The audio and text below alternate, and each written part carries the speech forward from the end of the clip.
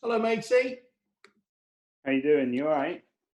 Yeah, you and yes, I am. I'm great. Is it shiny? Is it what? I've not unpacked it yet. Just what we are just about. We're live, I think. Are we?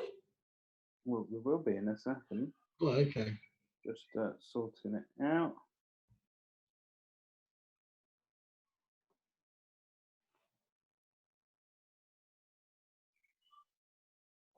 This will be this will be the one where he doesn't turn up.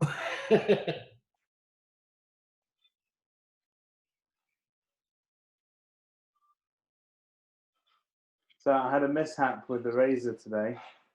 Is that why you look like me online? Yeah. Are you gonna join me with this, mate? By the way, are you gonna quiz him as well? I'll jump in and give him the Inquisition. Excellent. That's what I was hoping. Oh, someone's chatting. Oh, hello. What's that? Em's in there. Hello, Em.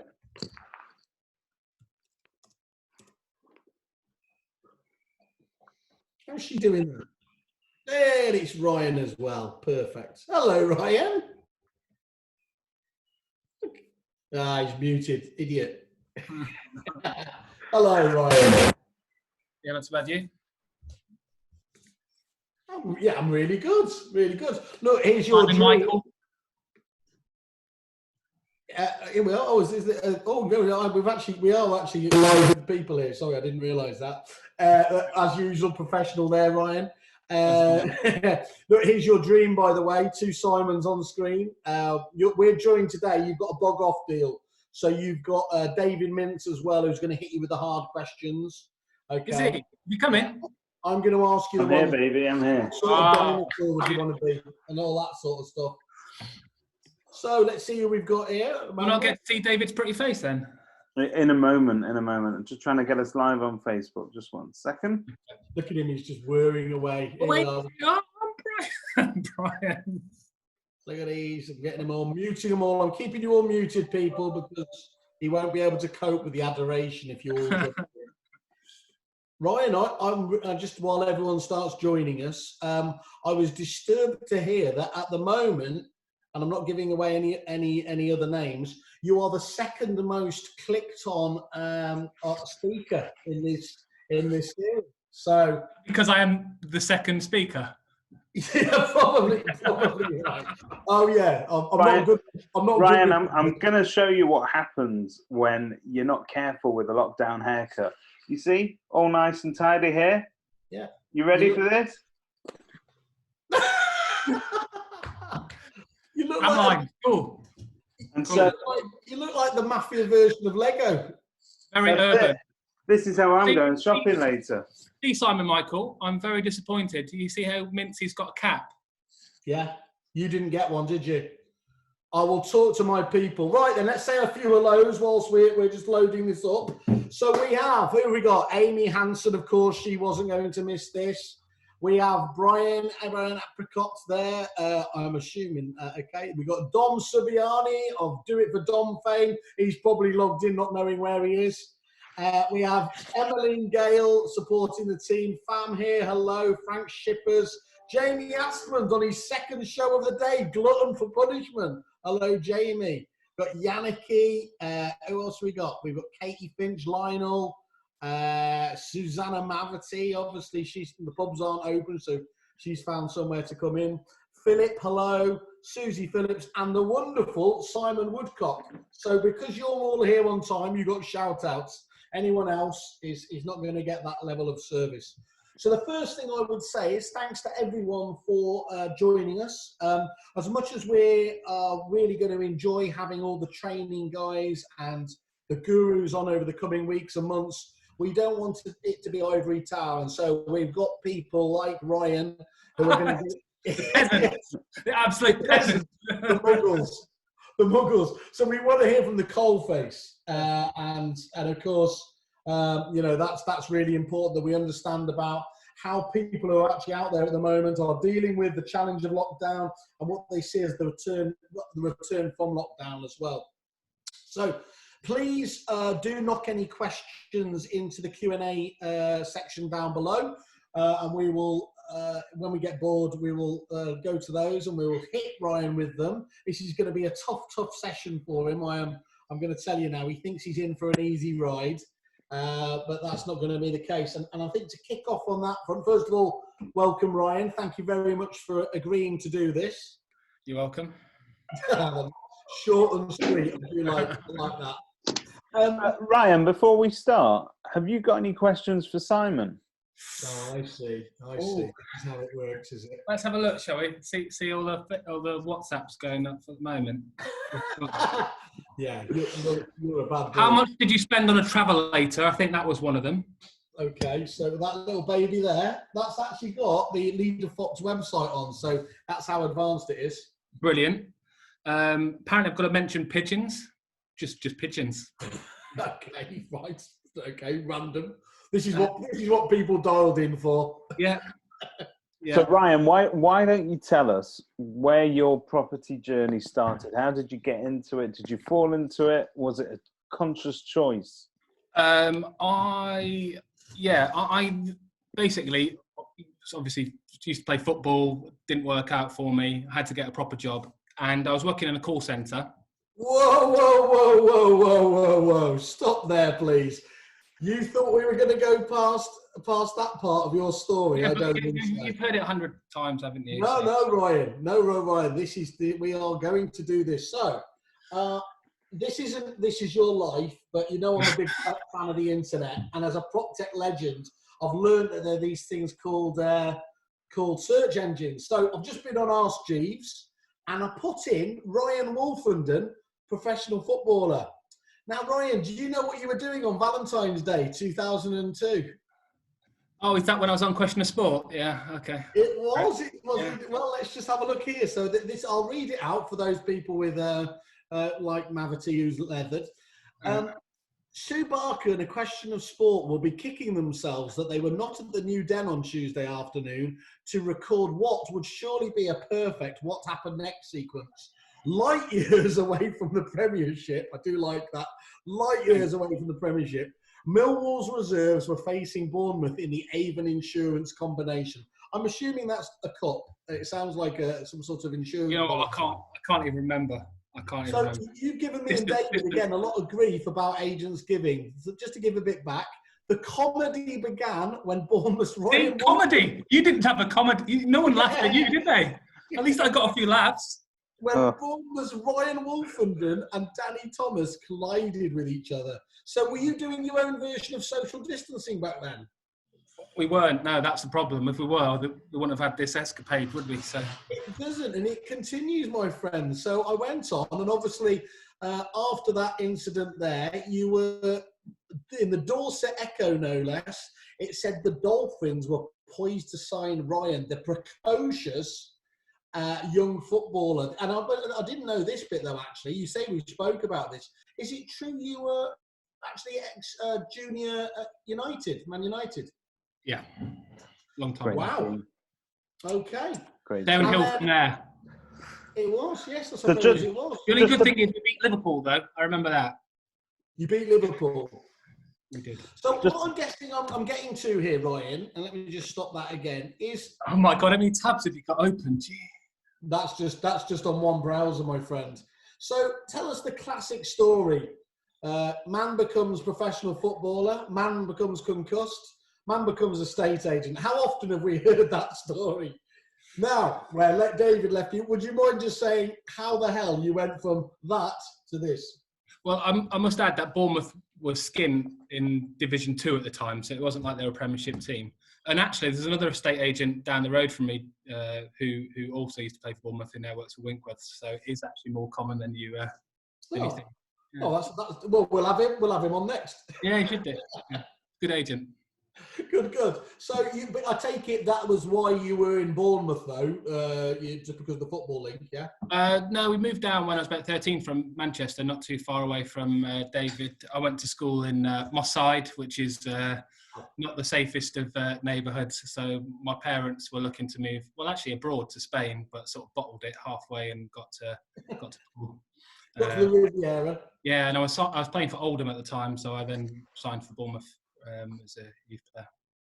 Cool, cool. Okay. And so talk us through again, as David says, what was your route into agency? I had 2 job offers. One was at a bigger sort of semi-corporate agency paying peanuts, which was sales. And the other one was lettings, but with a much higher basic. So obviously I went for the money, as most agents do. And I really liked it. I mean, I was working in a call center before, and I just sort of had this epiphany where I thought, I don't want to be 40 years old with a headset on, just selling insurance. So I'd always liked property and all the location, grand designs, all that type of stuff. And also getting to speak with people face to face is much better than just over the telephone. So yeah. And after 6 months of setting up, working for a letting agency, I got headhunted by another agency to set up a letting agency from scratch, which I did. And I was there for 5 years, thoroughly enjoyed it, had great working environment. The bosses were fantastic. But then after 5 years, a couple of things happened, and I just thought, sod it, I'll have a bash at doing it myself. Naively thought it was easy, and it wasn't, as I'm sure a lot of people. Katie's your partner, was that right? Katie's business partner. So she joined the business in 2016. Katie had been working locally for about 20 years. She actually sold my first house as well. So Ryan, what's the secret to a great partnership? Lots of communication. I think obviously we've got different skill sets. That always helps as well. Yeah. And how long have you been in partnership there for? Been in partnership since 2016, so nearly 4 years. Oh wow. Okay. What sort of boss are you then, Ryan? What sort of culture do you drive in the business? Mr. Positive got a few laughs, I noticed, on the bio, because it's probably not unless it's used tongue-in-cheek, it's probably not the best way to describe me. But I think I'm fair, I'm approachable. I can be a bit moody sometimes, I've been told on more than one occasion, which is why now I sit upstairs above in a separate office away from them all, so I don't bring the mood down too much. But I think it's just because I find it frustrating sometimes, because I know how good the team are, and it's probably a bit like me in football, actually. Managers used to hate me because I had a lot of talent but didn't always give the same effort and consistency. And I'm really passionate about delivering the best possible service. So I'm pretty sort of hard to please in that respect. But at the same token, I think we've got a great culture, great team ethic, lovely to be around. I wouldn't trade them for anyone. So, yeah. Yeah, they're a really nice team, aren't they? We were talking on the podcast, obviously, to George. Big shout out to him. He's a fantastic. He'll like that. Well, yeah, and we were talking about, I was asking specifically again on the culture point there, because the reason we got him on was he was one of the first people when obviously everything was going on, and we were talking about whether there's got to be job losses or furloughing, everything else. And I think he was proactive and came to him and says, look, I don't want to be paid. Don't pay me. Just pay me and my commission and everything else there, showing he was absolutely in the business for the right reasons and in it for the long term. And I think we keep going on about this point.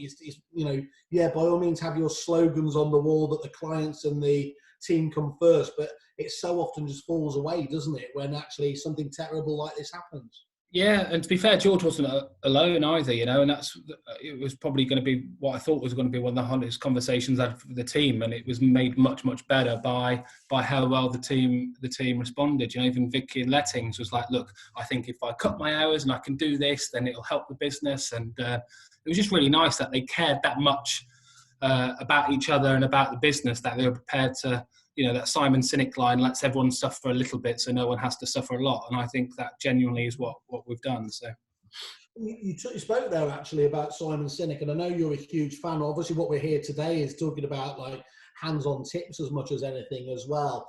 when we were having a conversation offline, you were talking about one of the things you've been doing was keeping the team essentially ring ready and not allowing them to get rusty. And part of that process had been picking out, selecting things like select TED Talks, and obviously Simon Sinek's fantastic at that sort of stuff. Just talk us through how you use those tools to help motivate the team. Well, we've got a WhatsApp group, as I'm sure a lot of agencies have, and we try and post stuff in that. We've been having Zoom quizzes as well. We're actually doing a bit of fun ones this week where we're letting the team host them individually rather than me hosting them all the time. But we've done stuff on like local area stats, our own stats, competitor analysis, all that type of stuff, so that we can try and build a bit of a knowledge bank. So that, yeah, like you said, we're ready when we come back to it. The TED Talks are just like, I usually keep them short. I don't think anyone wants to, I'm not expecting them all to be like me where they're like watching an hour TED Talk, but like 10, 15-minute little snippets, just to keep their brain engaged, really. I've given a few, like some have approached me about book recommendations, which I've given them. But, I think as well as driving the team, and you've got to obviously lead from the front, everyone has to be accountable for themselves as well. And I think that's what we try and do, is have a leader culture, so that, it's not always just on me or on Katie. I'd hope that they're doing stuff, learning our 10-point plan, thinking about remembering how they handle our inquiries, all those types of stuff that we're working on prior to COVID. I'd like to think that they're still doing that in the background by themselves as well. I think you alluded to it there. It was that 10-point plan. Obviously, having a look at your website, you talk about the Leader Fox sales system. Is that what yes. you want to talk us through that? What that? Asad's probably better placed to talk about it than I am, since we had a big, shamelessly borrowed. But no, it's just our sales system, and it's been adapted with the help of other great agents like Asad and speaking to obviously Perry Power and a few others. But it is a strategy that we've used with great success over the last few years. I mean, we're consistently the best for achieved asking prices in the area, and I think that is because we do have a process that works, and it's just refining that so that clients know exactly what it is that we do and know that it's different. So give us a clue. I mean, obviously don't give away the secret sauce entirely, but there's a 10-point plan, that you communicate to vendors and potential vendors? So we've got our own digital brochure. It's 10 steps. The idea is that we communicate that with clients and let them know and signpost, look, when you instruct us to sell your house, this is what's going to happen. Step one, and walk them through. And each point is pretty vital in the process to enable a successful sale at the outcome. I've noticed that on your website, you've got some, most agents' websites, the testimonials, to be honest, most of the people have probably passed away because they've been on there that long. You do keep those really up to date and relevant. And I love you have real laser focus in terms of honing into some of the key numbers and, a real statistical view on things like percentage of obviously a price achieved, time on the market, stats there, drawing particular attention when you've been given a remit by the client, if it has to be a quick sale, well, how, not in generality, but exactly what you've delivered. Does that approach work well for you then in terms of transparent? Yeah, I think it does, because I don't think a lot of agencies do it. And I think that's where clients want to know what's going to happen. And every sale's different, every client's expectations are different, every client's circumstance is different. But if you can say, look, when you use us, this is what you can expect. On average, we achieve this. On average, our sale takes this much. On average, it takes us this many days to exchange contracts. On average, 9 out of 10 sales go through first time. If we can set up that, then again, I just think it's being super transparent. And I'd love it if the industry just published everything like that. And it just makes it really obvious, because for some people, the highest price not be the number one driver, and that's completely fine. But at least they can choose which metric that's important to the client. Do you think that one of the things we've spoken about it a few times on the podcast and other interviews about, I think that clearly the likes of Purple Bricks on the online agents caught agents out. And whilst traditional agents found it, they knew they were better than Purple Bricks in so many different areas, what they weren't able to do was communicate it effectively. And I think what you've got there is a direct response to that, you know, we vaguely know we're better. Sorry, we know we're better, but we can't talk about it. You've been very, very quick, you know, very accurate, and said, look, you know, they only, you know, the fall throughs are X, Y, Z. The time and the market stats are this. And at least the public can understand those raw stats, can't they, without getting into sort of the vagaries of stuff. I've been in mastermind groups, and you know, the host has said, "Give me 3 things that make your agency different." And honestly, it's shocking. You know, we're honest. Oh, great. You know, shouldn't we all be? So market appraisals. Yeah, exactly. Yeah, and it's like so generic. And I'm thinking, God, if we can't differentiate ourselves, how is the public supposed to differentiate? So another thing that we've done is we've got a better off calculator on our website, so we can actually quantifiably say to a client, if you use us, this is how much better off you'll be, and it's quantifiable. And again, that might not be every client's driver, but at least for those that it is, we're able to actually.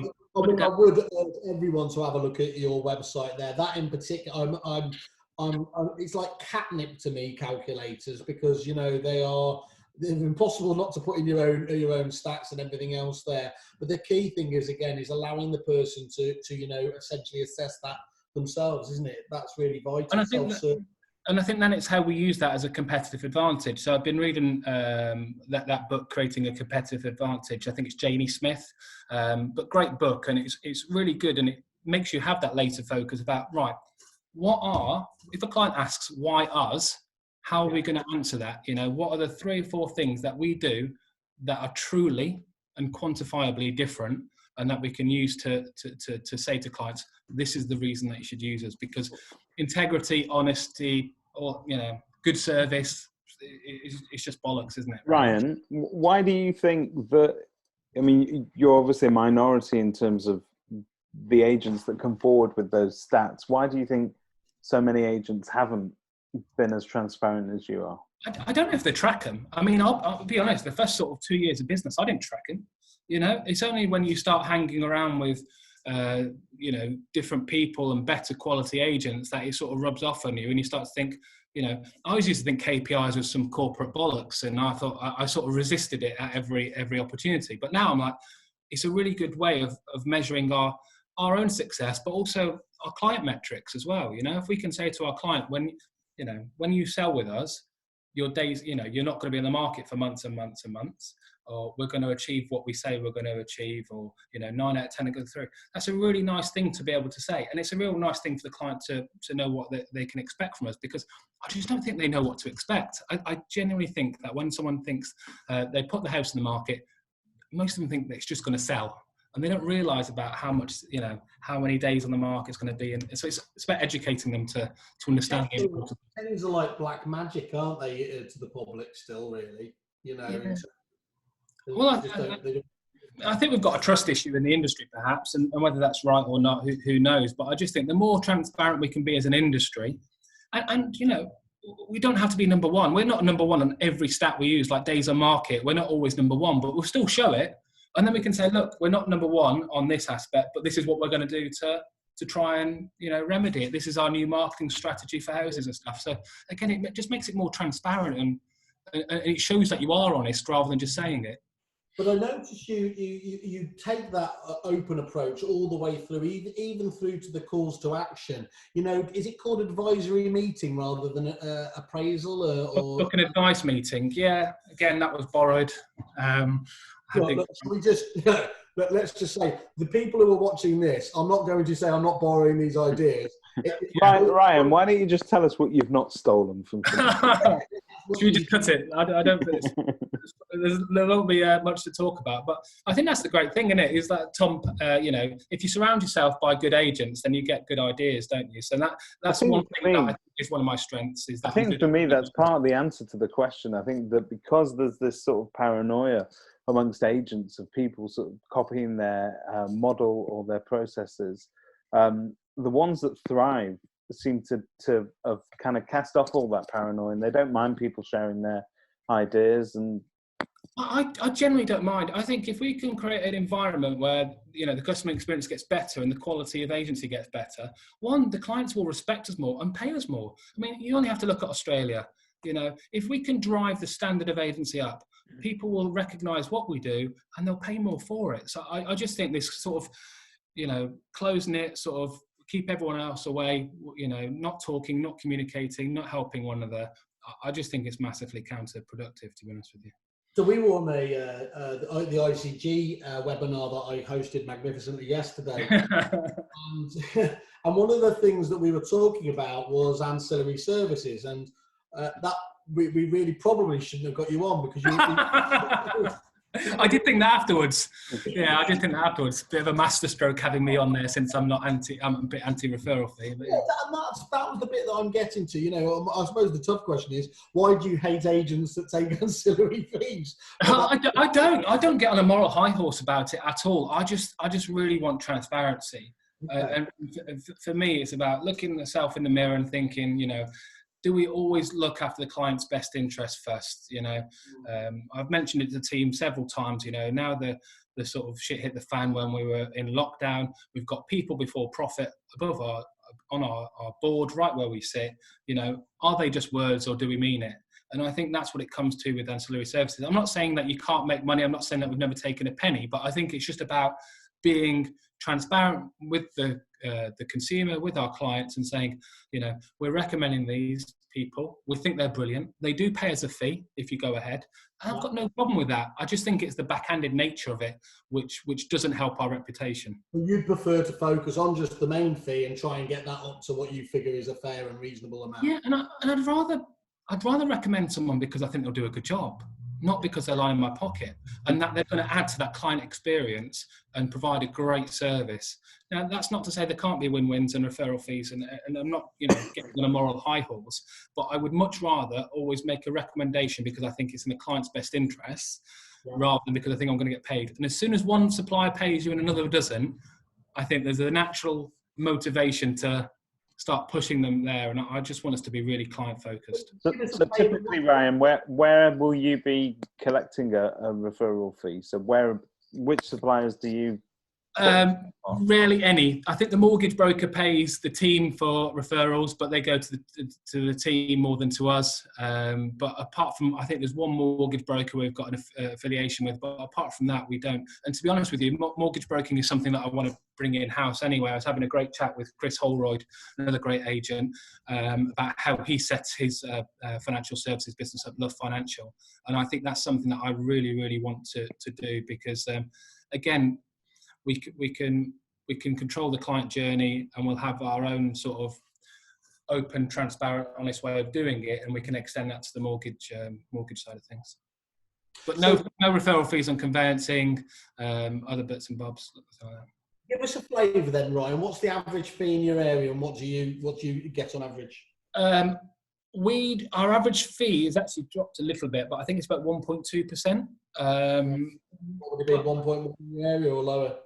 No, yeah, it's lower than 1%, I'd probably say now. Yeah.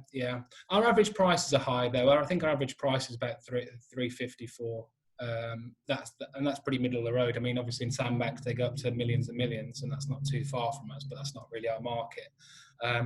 But yeah, I think there's definitely been downward pressure on fees for a lot of other agency, and that's why I think you need that differentiator. I know it's cliche, but in the absence of difference, people will shop on price, won't they? So you need to have a difference. So you say that yours has crept downwards ever so slightly. Is that sort of in reaction to competitors' fees, or did you just find the public resistance above that?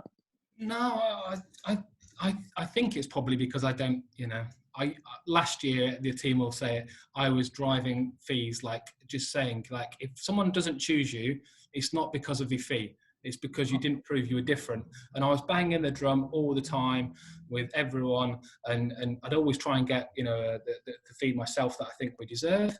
And if I didn't get it, it was because I know my pitch wasn't good enough. And I think there's, if your pitch is poor, then that's why you drop your fees. If your pitch is good and you've got a differential and a genuine reason for clients to use you, the fee doesn't really matter. So to be honest with you, I probably just lost focus in terms of drumming that, beating that drum again with the team. But yeah, that's something that we'll definitely pick up post lockdown, where we look at that again. In fact, we might even go down fixed fee route.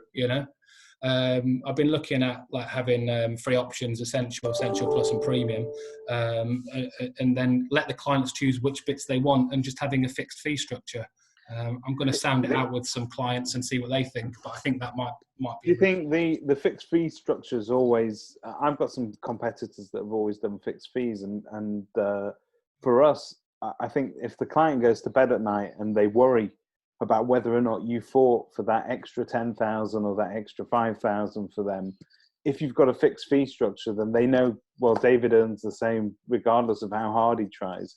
I always thought that sort of percentage commission-based structure sort of gives you that.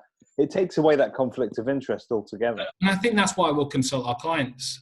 Rather than thinking what's best for us, we'll speak to clients and see what's best for them. I completely get that. I mean, I think performance-based pay is the best way to do it. And whether you have a lower fixed rate and then a percentage of anything achieved above a certain level, for me, that is the best pricing strategy ever, because you know that you're absolutely aligned with the client to get the maximum price. But I don't think clients are there yet in terms of understanding it. And I do think, if anything, Purple Bricks has shown us, sometimes they like simplicity. Yeah. And also we could get around the fixed price issue by saying that we achieve the best price. So I think we could negate that pretty easily anyway. So tell us a little bit. We've got some of the questions from the viewers. They're asking, Emmeline asked, tell us a little bit about the community groups that you've set up.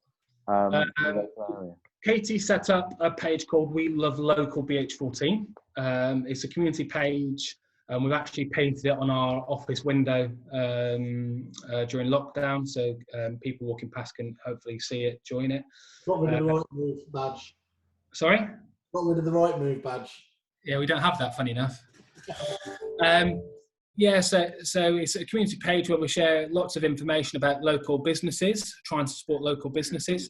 One of the things I love about where our office is in Ashley Cross, there's a high number of independent businesses. No Costa, no Starbucks. It's all, small independent businesses. So we created the group primarily to help support them, promote their businesses during lockdown.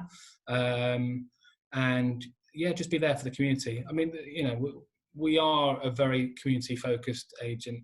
My kids go to local school. Katie's kids go to local school. George, his two brothers go to local school. We're all pretty local to the office. We walk the same streets that our clients do. So, it makes sense that we try and do stuff for our community as well. You've got something similar as well, I know, David, haven't you? Yeah, so we've got that set up. And again, we borrowed that idea from one of the industry's best, a friend of mine, Oliver James. Oliver. And Luke as well. Luke did Love Odeby. We Love Odeby, I think. And I think, it's a tremendous thing because it allows you to stay. It's perfect for now because it allows you to stay in front of your clientele without being too salesy. And in fact, as an agent that runs one of those groups, you have to curb your natural inclination, which is to sell. And you have to be a little bit more human and you have to be a bit more helpful. So one of the fantastic things that has happened locally is that our valuer, who in one of the areas, who obviously isn't able to go out and value anymore, he's baking cakes. And we've got any number of old women and men and children, you name it, they're all tuning in to watch this guy bake cakes every day. So it's just a way of supporting the community. And it works. We've got a local singer doing a gig in our office tomorrow for VE Day as well. So socially distancing, adhering, but yeah, he's going to have the little rainbow that we painted on the window behind him. You don't want to get bobbed in, do you? The problem with Luke's one is Love Odeby sounds like a condition. It's not, there is a cure. Yeah, exactly. We got Marcel Rocco on. He said hello to you, by the way. He loves your rap page. And then what does rap stand for again? That's where all the testimonials are, isn't it? Recent achievement page. I think that was Peter Knight inspired. Yeah. You really are good at stealing. I'm so good. I'm from Manchester. What do you expect? You're returning to your really Moss Side education. Yeah. So, Ryan, if you could turn around to your, when you started out agency, and obviously you've moved on, and we touched briefly on sort of partnership, which it's never easy. It's like a marriage; you need to work at it constantly. But in terms of all the lessons that you've learned from day one to now, if you could go back in time and give yourself when you were setting up that first agency, if you could give yourself one piece of advice, what would it be? I'd have I'd have got help sooner. I think just because I was doing a lot of the sort of work stuff, being a neg and a valuer, is completely different to running a business. I mean, you just wear so many hats. I mean, sorting out the website, the IT, the phones, everything. And I just think I was vastly underprepared for what it was like running a business. And the differences are absolutely huge. And now I probably enjoy the business side of it more than the agency side. But I think I would have just said, go and learn about business first. Just because it's a bit like a good chef doesn't make a good restaurant, does it? And a restaurant owner, and I think it's the same with an agent. Just because you're a good agent doesn't make you a good agency owner. So yeah. So George has just jumped in on Facebook with saying, you said not employ me. That's the one piece of advice you should have taken. Well, you know what? A lot of people wanted George out the door when he first joined. I had to bat his corner a lot. Yeah. Does he know that? Believe it or not, oh yeah, he knows it. Oh, he knows it now. He definitely. No, he's not telling. You know what? But it's funny because again, when he worked for different agencies, they were very more like your stereotypical agents, and the way that they did things was very, very different from ours. And we are very much a relationship-based agency. Long-term, hold hands with the clients, always do it. And the agencies that George worked for beforehand were very transactional. So to get someone from being transactional to relationship is a little bit of a challenge. It's a real challenge. But I tell you what, he's, especially towards the end of, middle towards the end of last year, absolutely was smashing it. And I think he's on a great path now. He says you're breaking GDPR rules by telling that story. So good luck with that. Anyway. GDPR's a load of bollocks as well. Do you remember when we were doing those seminars? And everyone's like, oh God, we're going to have to do this. I was getting spammed left, right, and centre the day after. But does it not? Normally from you, Whaley. But the aftermath of GDPR for an estate agent, has it not made managing your database? Has it made it more efficient, or has it made it more of a nightmare? I don't think it's really changed, to be honest with you. They contact us wanting to have property updates. We ask them, can we let you know about properties, which we did beforehand, and keep in touch, really. I definitely think we need to overhaul our inquiry system. It's just, you can get a bit overloaded, with it. And I think... You talk about that, you're a big fan of Olivia, aren't you? Do you want to just talk us through how that's helping you? Yeah, I think Sashing's changing, actually, the structure of it now. But I think that was... What I loved about it is, again, coming back to the KPI aspect, I like to be able to tell people what's going to happen. So if you have a system that's consistent 24/7, and I can say to you, Simon, if you sell your property with me, I can guarantee that every lead is going to be dealt with within 10 minutes, 24/7. Yeah. It's just being able to tell them that and then being able to deliver it. And I think that's what Olivia was good at, is giving you the scale to be able to offer a really good SLA consistently. We can do it once or twice. Woolfenden of Northfields, he ran a campaign last year that what route into the business, whether it was email, text, or phone, they would respond back within 15 minutes, and I love that. It's fantastic, isn't it? Yeah, it's fantastic. Yeah. I think Asad's got something similar. I think that's his SLA. I think he sort of says to clients maybe an hour, but they aim for 15 minutes. Callwell, I think, is another a bit of tech that enables you to do that. So there's lots of solutions out there. But I just think clearly response time is important. And I just want to be able to have a system and a process where we can deliver it consistent. I can just tell them that's what's going to happen. I mean, interesting that the GDPR point, because of course you're quite right. The irony of GDPR was, at no stage in our lives have we been bombarded by email from people telling us they wanted to consult on GDPR. Was it, previously? But it feels like it was this, another millennium bug, wasn't it? For yeah, people to 100%. But I always thought it would be, because they talk about the £20 million fines. They can't find me 20 million. I ain't got it. There's all this scaremongering, but I think that fear is a great seller, isn't it? So I think that's the thing, and I think estate agents are quite easy to sell to. So I think that the combination of the two was quite. Talking about fear for a second, we touched on it earlier, but we also discussed it, I think, on the podcast a while ago. But you've come off Rightmove now, haven't you? No. You haven't. It's back on. Yeah, no, we gave notice. We had the rep Paul Scott, our local area manager, call us up. Yeah, oh yeah, pretty much. No, I think we've come to some agreement. It was on a rolling contract. I think we need to decide with our clients what they want. For me, as I've said before, I wasn't a big Rightmove basher. The cost per lead is still cheaper than the other providers. We've given notice to Zoopla. We're off Zoopla and given notice to on the market, so we're not going to be on the market. So it will just be Rightmove, and we'll see how things go. You think that's the key then, really? The one thing that I've always felt that, look, on the market didn't obviously take down. In fact, it strengthened Rightmove when it happened. The one thing it proved to me categorically was that you don't need to be on multiple portals there because, is that what you're seeing now? The research that we showed was that people go into Zoopla to do the research and go onto Rightmove to actually search for the property. And I think the UX from a Rightmove is much better than Zoopla. But it's weird because I think you can get most of that data actually on Rightmove that Zoopla offers. But I just think it's how they've been positioned. Zoopla with the smart campaign, smart and all the utility bills and all that sort of stuff. And Rightmove's been find you're happy. So it's just, I think actually people, there's a big crossover for the people that use them. And for me, Rightmove has consistently delivered the best ROI. I know a lot of people won't like to hear that and want to see Rightmove fall, but the cost per lead is. Do you tightly manage that? Do you tightly measure it and manage it? Yeah, I think you have to measure all and the great thing about it is you can actually measure it, and it depends on how you want to measure it, whether it's cost per lead, cost per offer, cost per sale. You can do all that. You can't really do it with paper advertising and everything else like when we first started.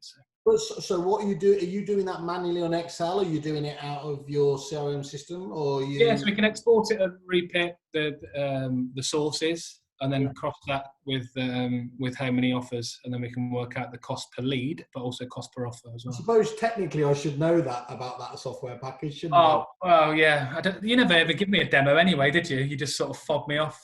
Let me jump in on that point then, because Brian's just asked the question, doesn't Jet give you autoresponders, Ryan, just on that lead point before? I don't think Jet does give autoresponders. We've not got autoresponders. Have you, David? You're in Jet as well. No, Auto brings the data in to as internet registration, so you don't have to duplicate the data entry, but you don't have autoresponders. No. Autoresponders are something we're going to create, though, for sure. There was certainly a tool, I can't remember what its name was. It was another... Boomerang, I think. Was it? Yeah. Well, Boomerang was that was the... HomeFlow. Yeah. But it was a very similar tool to it and just did it. But it was a bit more than just the old autoresponder you get out of Outlook. It actually teed up some similar properties and was quite nice.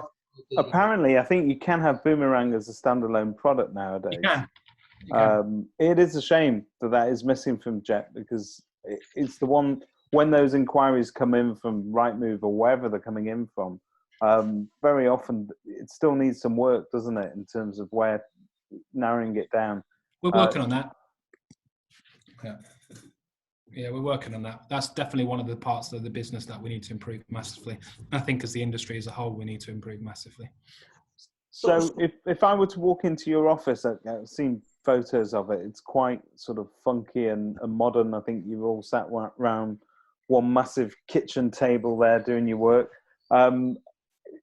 If I were to call you out to the house to value it, are you guys sort of are you formal, informal? Do you have any sort of structure in that respect? Yeah, I mean, we're obviously implementing the 10-point plan now, but our market appraisals are structured. A lot from the Josh Vegan type of stuff, where it's question-based listings, discussing what your situation is, what type of marketing they like, what's their goals. And it's very much about just like Spanish Inquisition, really. Ask them as many questions as we can before we give them a prescription of what we think we should do. I think from my own experience, we do a lot of market research. We use Yomdel to do competitor analysis and stuff like that, and we find that a lot of agents just talk about themselves a lot. And the truth is, the clients don't care about us. They care about themselves, and rightly so. They want to spend time talking about their journey and what they're trying to achieve. It's their move, isn't it? It's not our move, it's their move. I like, by the way, David, I like the way you sneered then as you said that. your love of the great unwashed out there is fantastic. I listen, I spend most of my working life in somebody's living room, trying to work out what it is that drives them and motivates them. And sometimes, I mean, there are horror stories where it just goes terribly, terribly wrong. But mostly, everybody wants the same thing. And there are some people, when you get through the door, they just want it to be over as quickly as possible. I'm not talking about my valuation necessarily, but they're talking about the sales process, that it's a pain and they just want it gone. And there are some people that don't mind, that they will spend 12 months on the market if it means that they get an extra $2,000 in their pocket. So yeah, it's very different. For the pair of you here, obviously coming out of this, there's going to be a lot of, regardless of anything else sort of medium term, there's going to be a lot of pent up demand, isn't there? We're going to see a lot of that I need to move extremely quickly, aren't we? I think so. No. You don't think? Oh, okay. Well, do you not think that people being stuck at home in their houses with Oh yeah, kids? But wanting to move and being able to move are sometimes the two different things. I think it depends a lot on employment figures and access to mortgage funds. On the basis that those two things are all right, then I think the transactions will be up. But I look, people always want to move. They'll always have babies, get divorced, die, relocate with jobs. There'll always be reasons for people to move. This is one of those life events, though, where obviously it's going to then give people some sort of impetus to move afterwards. But I think what makes this slightly different is that because we've had this lockdown situation, all those jobs that you normally want to do before you put your house on the market, to tidy up the bathroom, the kitchen, whatever it may be, people are actually doing those right now. So the houses look better than ever before. So I think there will be opportunities out there for agents. There's always opportunities though, David, isn't there? If you look at some of the best estate agency businesses, they were set up in recessions, weren't they? So I think there's always opportunities. And I think, again, it comes back to just listening to what your clients want and offering them good advice on that basis. But I definitely think there'll be more transactions. Yeah. I just don't know whether it'll happen. It depends on how lockdown comes out, how it's phased. I don't think it'll necessarily be like a switch. I think it'll be a gradual momentum. A lot depends on mortgage funding and particularly. Yeah. It's a bit worrying they're talking with such negativity as usual, the banks, aren't they? I mean, they just came out, was it the Bank of England came out again today and was talking about the worst obviously figures for 300 years. That's really not needed, is it? In terms of talking ourselves. I think you can just. The media has such power these days, don't they? And social media has sort of exacerbated it. But I think you can also talk yourself into doom and gloom. Clients often ask me, do you think it's a good buy, or what do you think it'd be worth in a few years? I'm like, you've not even bought it yet, and you're already worried about what the price is going to be when you've sold it. And I think people need to realise it's still their home first in most cases. It's still going to be the place that they're going to bring up the children or, spend most of their waking hours. And I think, borrowing is so cheap. Just get on with it, If let's say it goes to plan and they look at this phased approach, what are you going to do to sort of prepare for it? Obviously waiting for Sunday, aren't we, to see what Boris says, but I think we'll gradually start to bring the team back that have been furloughed. Certainly won't all be at once. We'll have to phase that in and just see what the demand's like, really, because that is the thing which, is like the market has paused and now it's going to be back open. It's just waiting to see what happens. Our inquiry levels are down, but that's because there's no new listings. Our calls are down, but that's because there's no new listings. I think we've got about 12 properties that we need to launch, I think. So, we've got a lot of properties. Have you been holding those back? Yeah, yes, yeah. And I was having a chat, really, because Mars was saying don't hold them back, put them on Rightmove, but obviously he's clearly biased about that. But it made me laugh because the Rightmove stat has always been the first 2 weeks is when your property gets the most exposure. Well, if the first 2 weeks is when we get exposure and I can't do a viewing, then I'm not sure that I want to be releasing it. But no. You've had some real success with a tool that I invented. I didn't invent it. A video ask. It's another one that I borrowed. Yeah. So did I. But you genuinely, and I think you were quite blown away by the response of that. So just for people who know, it's a very simple app that sits on your phone. You send out a video by recording, and you get a response straight back, and it's as simple as that, delivered by text message, WhatsApp, or email. You've started doing it. Do you mind just talking about how you've been using that? And also, just as a follow-up, do you see that being a key part of the business's makeup when you're back for good? Yes, and yes. We use it for lettings at the moment. I think the commitment level for lettings is obviously much lower, and I think people are happy to commit to lettings properties on the basis of a virtual tour, which we use Matterport for as well. Just started using that, and also the sort of more engaging video ask. But we were having obviously this chat before about video ask, because I just could not see that. Obviously, everyone's on Zoom quizzes left, right, and centre, and house party apps and everything else. But I couldn't see that clients would engage with it in the same way that we use video. But I'm happy to be proven wrong so far. We've done a video ask to clients walking them around the property, and people are replying by video saying, "Thanks very much for showing me around." They were a bit more than that. They were enjoying it. You could clearly see that they had smiles on their faces as they were doing it. Well, getting a video from me, what's not to like? Ex-Man United youngster. I didn't say that. You might recognise me from... No, I didn't say that.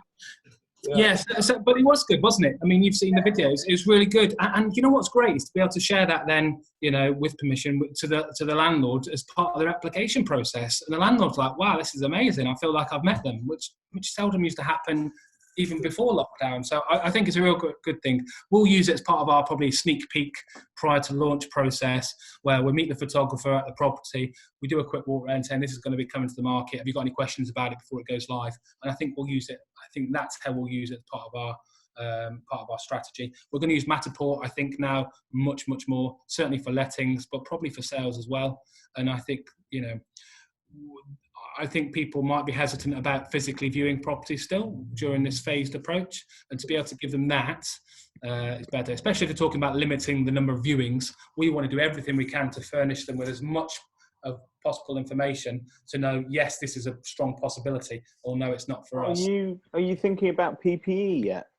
Yeah, I've got a friend, luckily, that's just bought loads in, so we'll be able to use him. And is that something that so let's say you're going out to, I mean, none of us really know how valuations are going to take place or what the guidance is going to be, but do you envisage a situation whereby the better agents are going to turn around to the owners of the house and say, look, we're coming around on Wednesday, we're going to drop you off some PPE, we'll drop you off gloves, masks, whatever. Depends how much it costs, David, doesn't it? It might bankrupt us. If the NHS can't afford it, I mean, I don't know. It's a great opportunity for branding. Funny enough, the team mentioned that. Are we going to get branded PPE? We might be lucky to get any. I think there's a gap in the market for somebody that used to be in a, CRM, bit more time on his hands these days. He could get kerfuffle branded. PPE. Yeah. Kerfuffle branded PPE. That's PPE. Look at his hair. Used to be the best hair in the industry. Look at it. Ruined. Didn't know it. So, apart from obviously mine and David's, what podcast are you listening to at the moment? Listening to, Stephen Brown does this great lunchtime learning on SJB Consultancy. That's really good. I'm listening to. I've got Audible, so I listen to loads on there, to be honest with you, rather than podcasts. I've never been a massive podcast person. I prefer the Audibles. I'm listening to Sir Robinson at the moment, who's amazing. It's a great one, isn't it? Just to get the annual license for that, and whatever it is, 30 odd bucks or something. Yeah, you just get a free couple of credits each month. Yeah, brilliant. Love it. Yeah. Okay, cool. And we touched on technology there. What else has caught your eye? There's a new CRM coming that I'm excited about, but I can't talk about. You can't talk about that, can you? Can't talk about that. Sorry, but I'm super excited about it. I think the industry has been crying out for a CRM that has more flexibility, can more functionality, more digital, and I'm excited about that one coming. But I mean, there's loads of good tech. I mean, I'm doing more lettings at the moment, and good Lord, it's brilliant. I mean, you use Good Lord as well, don't you? We love good.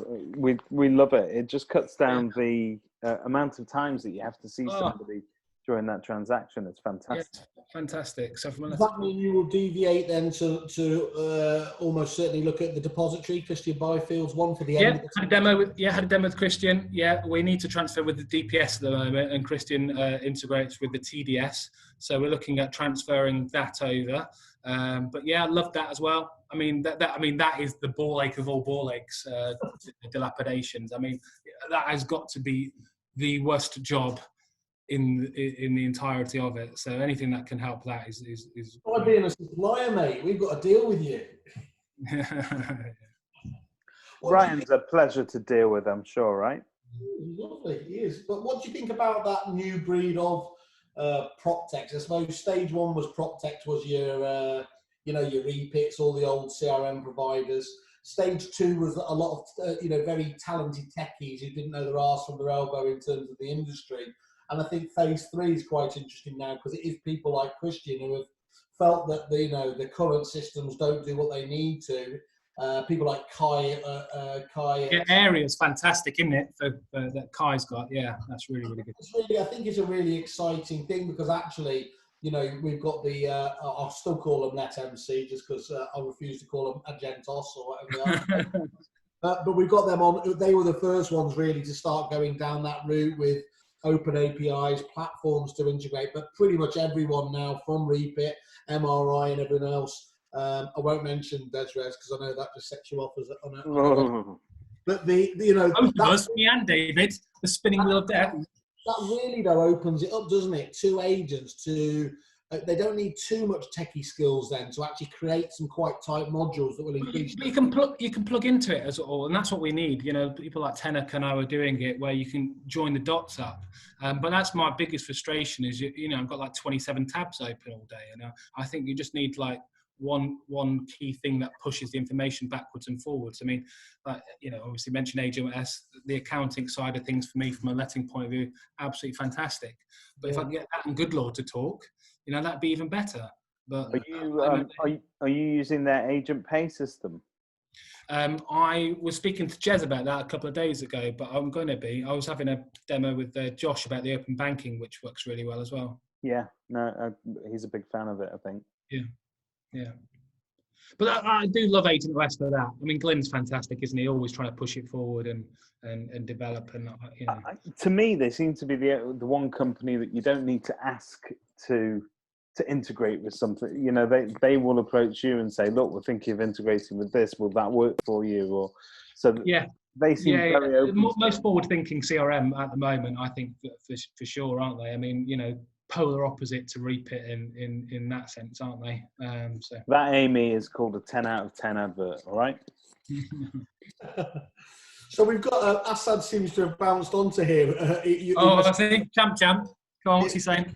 It was a bit like Candyman. You said it 3 times and he appeared, and all he says is, "It was Ryan's beautiful face." I'm not quite what made him do that. Go on, tell us. Pushing me, I think. Keeps messaging me.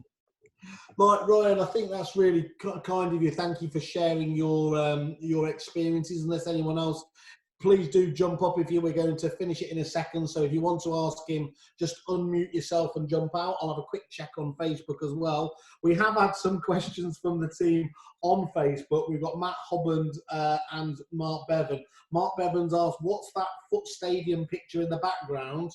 And of course... Oh, God. That's FA Youth Cup. I tell you what, I don't like to brag, obviously. Yeah. I bossed that game.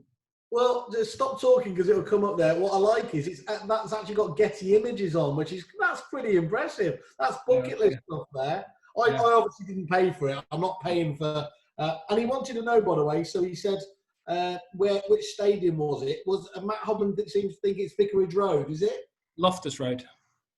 Matt, there you are, you useless black mark there. Yeah. We've just got one more here. Let's have a look. No, I don't think we can ask that question. But I can answer it. I think Ryan's a 10. Well, that bombshell.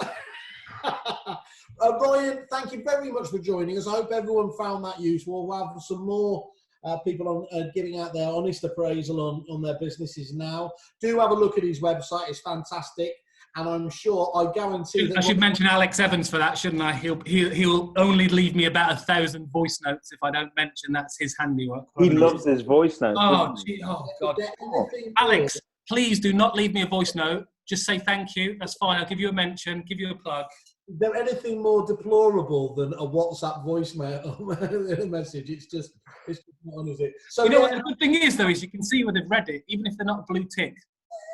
You can still see if they've listened to it. That is the trick. Do not fall for it. Yeah.